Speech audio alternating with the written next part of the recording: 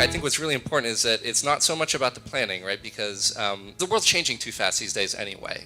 To meticulously plan and then plan for success, right? You just have to get started. You have to go. It's not version 1 that's going to be successful. It's version 27. So if you get started, you start getting user customer feedback. You start seeing what's working, what's not working. The real measure of success is when people actually come back and keep using your product in return, right? And you're not going to know that until you actually have something out there. So in my view, the most important is just don't think too much about the planning and just get started and get out there. Wholeheartedly agree. Perfect is the enemy of progress. You will get stuck in analysis paralysis, and you will it's too easy to say, oh, it's got to be perfect. We got to strategize, got to figure out the market, all these things.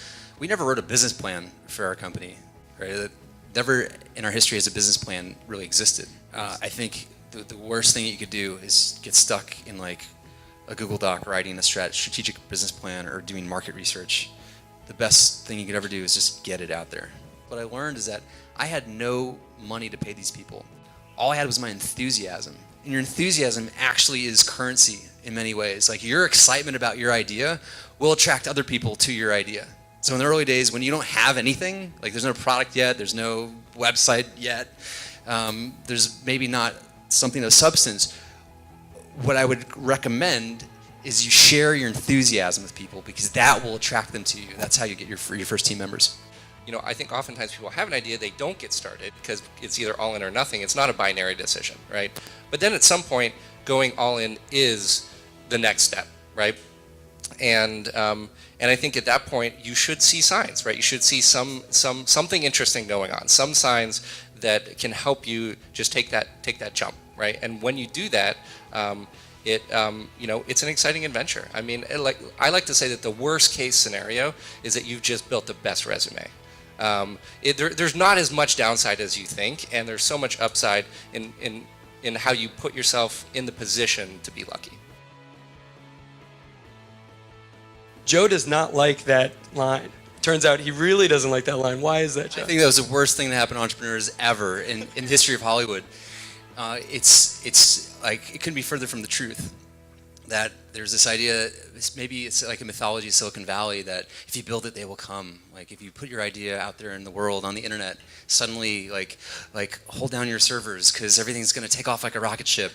Like that just happens in like very, very, very, very few use cases. Like there's one use case I know of, which is YouTube. The whole point is that if you build it, they don't come.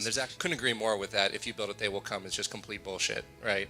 I like to tell people think of their idea as this magical thing that's going to get out there, and it's just wait till the world sees it, right? But what I like to explain to people, it's not version 1 that's going to be successful. It's like version 27. Better saying would be, if you build it, they will talk to you. And actually, putting something out into the world is really an invitation to go speak with the few people who or anybody who actually connects with your idea, your product, or your service. Here's the lesson from all this. Entrepreneurs have the innate ability to turn those hard times into opportunities. To me, that's the difference of an entrepreneur and not. Is you have the ability to look at a challenge and say, this isn't a challenge, this is an opportunity of some kind.